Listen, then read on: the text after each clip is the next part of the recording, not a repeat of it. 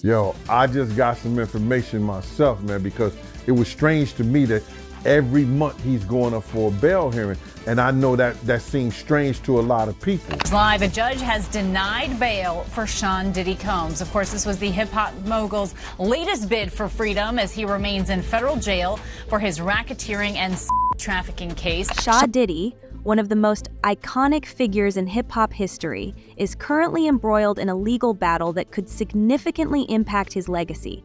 Known for his extravagant lifestyle and influential career, the music mogul has been denied bail for the third time.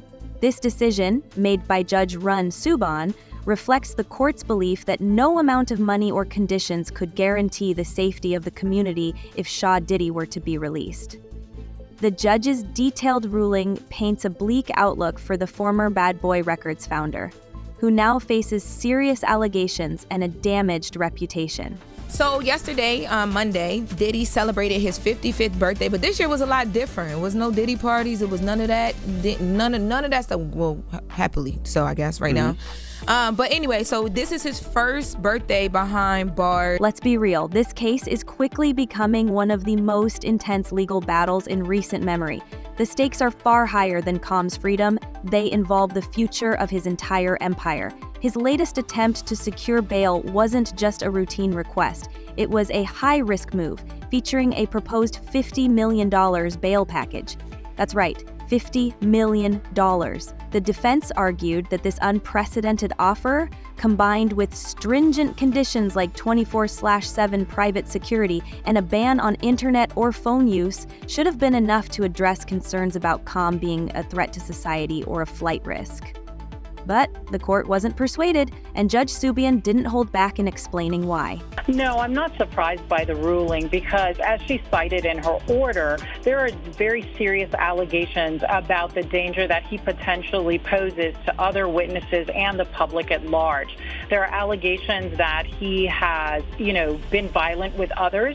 He's also attempted to allegedly intimidate other witnesses and still contact witnesses while incarcerated. The judge's decision pointed to 4 key factors that had to be weighed: the nature of the charges, the strength of the evidence against Combs, his personal history, and whether his release would pose a danger to the community. On all fronts, things didn't look promising for Diddy. The charges alone are staggering: racketeering, coercion, and orchestrating a years-long pattern of harm. Prosecutors argue that Combs used his wealth, influence, and connections to create an environment where his desires could be pursued without repercussions. But this case isn't just about the accusations. It's about the solid evidence that supports them. We're monitoring another push to free Sean Diddy Combs tonight, with his legal team citing new evidence in an updated bail proposal. The music mogul agreeing to around-the-clock security and cutting out contact with basically anyone but his legal team to get out of jail ahead of his trial scheduled for May of next year for charges he allegedly coerced and abused women for years. One of the most damaging pieces of evidence presented by the prosecution, which was emphasized in the judge's ruling, is a 2016 video. This widely circulated footage depicts Combs in a hotel hallway in Los Angeles, where prosecutors allege he displays violent and controlling behavior. In the video, Combs, dressed only in a towel, is seen confronting his then-partner Cassandra Ventura, better known as Cassie. The footage reportedly shows him dragging her to the ground, kicking her, and aggressively pulling her back toward their hotel room. Prosecutors argue that this incident reflects a larger pattern of abuse and dominance. Is everybody familiar with the old Houdini? So what Diddy's lawyers are trying to do is pull a Houdini. They're trying to say that the evidence that they have is different. Well, it's not different. The video that the entire world has seen is not going to go away. The fact that he had parties that were freak-offs is not going away. So it's just a question of whether or not... Adding to the weight of the evidence are text messages exchanged between Combs and Cassie after the incident, which were entered into the court record. These messages reveal a disturbing account of the aftermath. In one, Cassie reportedly describes the visible injuries she sustained, mentioning a swollen face and other bruises. "I have a black eye and a swollen lip. You're sick for thinking this is okay," one text reads. Another message allegedly references lingering marks, with Cassie stating, "I still have crazy bruising." Together, these communications, alongside the video, paint a compelling picture that's hard to overlook, even for those who may have initially been inclined to give Combs the benefit of the doubt. But the 2016 incident is not the only matter working against Combs. This case also involves accusations of obstruction. Prosecutors allege that Combs went to great lengths to manipulate witnesses and control the public narrative surrounding his legal troubles. While in custody at the Metropolitan Detention Center, Combs is accused of violating detention rules in ways that raise serious concerns. Reports suggest he used other inmates' phone access codes to make unauthorized calls and allegedly bypassed standard monitoring procedures by using a private messaging service to communicate with individuals outside the facility. Even more troubling, prosecutors claim that some of these communications were intended to influence witnesses or even potential jurors. That's it. If it is privilege, of course they won't. But if it really is what the prosecution says that has nothing to do with the case, or even worse, it's actually evidence of witness tampering, because we all know the attorney-client privilege, there's a crime fraud exception. You can't use your lawyer to perpetuate a future or continuing fraud or crime. So if the documents are what the government says they are, they're going to get them again. And again, it's just going to be a matter of days, because I don't expect... One of the more unusual aspects of the case involves a social media campaign linked to Combs' recent birthday.